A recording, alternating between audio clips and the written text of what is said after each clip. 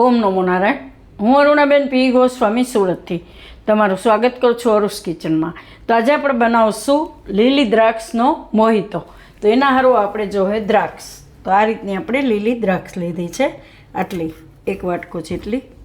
તો તમે જે ટેસ્ટ પ્રમાણે જેટલું બનાવવું હોય એ પ્રમાણે બનાવી શકો. તો આપણે આટલી બનાવશું. અને થોડાક આપણે લીધા છે પુદીનાના પાન, આ રીતના આટલા ધોઈને આપણે લઈ લીધા છે. અને ખાંડ જોઈએ એમાં આપણે સ્વાદ પ્રમાણે, જેવું તમે મીઠું પીવું હોય એ પ્રમાણે તમે ખાંડ નાખી શકો. અને સોડા, તો સાદી સોડા આપણે જોઈએ. તો તમે સોડામાં બનાવી શકો. અને બીજું કોઈ કોલ્ડ ડ્રિંક હોય મીઠું, તો એમાંય તમે બનાવી શકો. તો એમાં તમારે ખાંડ નાખવાની જરૂર ન પડે એમ. અને બીજા મસાલામાં આપણે થોડુંક આપણે હંચર નાખીશું, અને થોડુંક શેકેલા જીરાનો પાવડર અને થોડોક મરી પાવડર, બસ આટલી વસ્તુ આપણે વાપરશું. તો પહેલાં આપણે આ દ્રાક્ષ છે એને આપણે ધોઈ જ નાખી છે. તો એને લઈ લઉં આ રીતે મિક્સર જારમાં.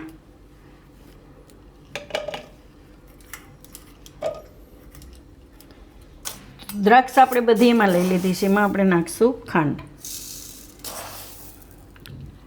આ રીતે 2 ચમચી ભરીને આને આપણે પીસી લેવું.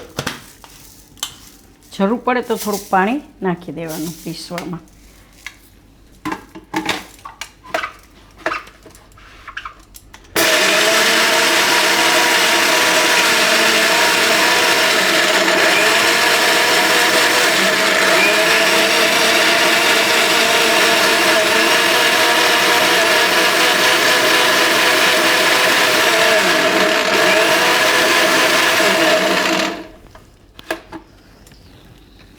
આ રીતનું પીસી લેવાનું. હવે ને આપણે ગાળી લેવું.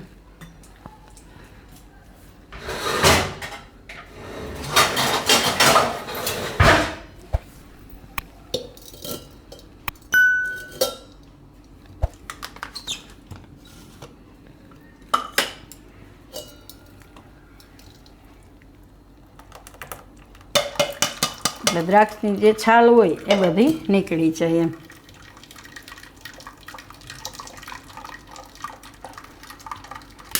અને આપણે ગાળી લીધું છે. આ છાલ બધી નીકળી ગઈ છે. હવે એને થોડીક વાર સાઈડમાં રહેવા દેવું. આ રીતે રસ આપણે કાઢી લીધો છે. હવે આપણે આ ફુદીનો છે એને આપણે આ રીતે થોડોક વાટી લેવું. આમાં આપણે થોડુંક નાખીશું આ હંચર, બહુ વધારે નહીં, થોડુંક જ આ રીતનું.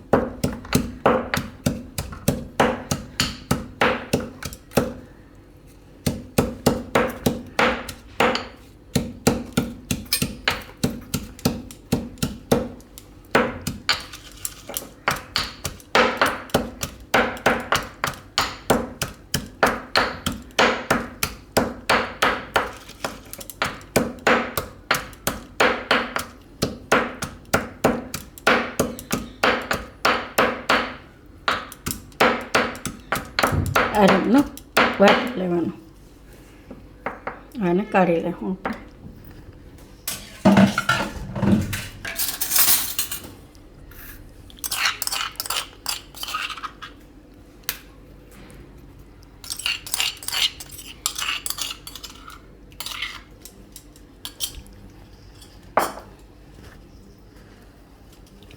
હવે આપણે બનાવશું મોહિતો. તો આમાં આપણે નાખીશું આ પુદીનાની પેસ્ટ.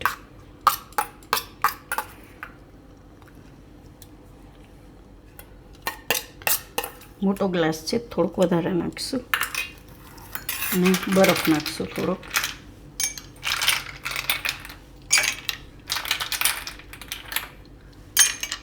હવે આપણે આ જે દ્રાક્ષનું આપણે જ્યુસ બનાવ્યું એ નાખીશું આમાં. અડધું આ રીતનું. હવે આમાં આપણે નાખીશું સોડા. થોડુંક આપણે શેકેલા જીરાનો પાવડર નાખી દઉં.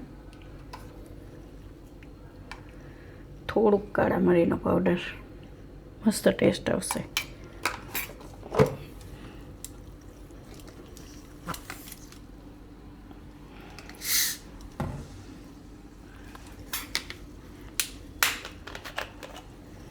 હવે આમાં સોડા નાખીશું.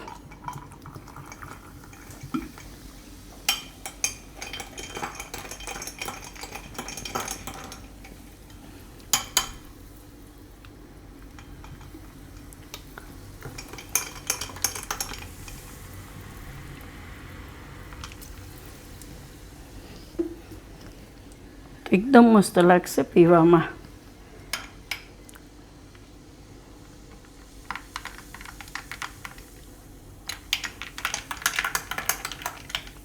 તો મીઠાશ તમે તમારા હિસાબે સેટ કરી શકો. જેવું મીઠું ભાવે એ રીતનું તમે ખાંડ નાખી શકો. એમાં દ્રાક્ષ એ મીઠી જોઈએ એટલે એ પ્રમાણે તમારે ખાંડ નાખવાની એમ.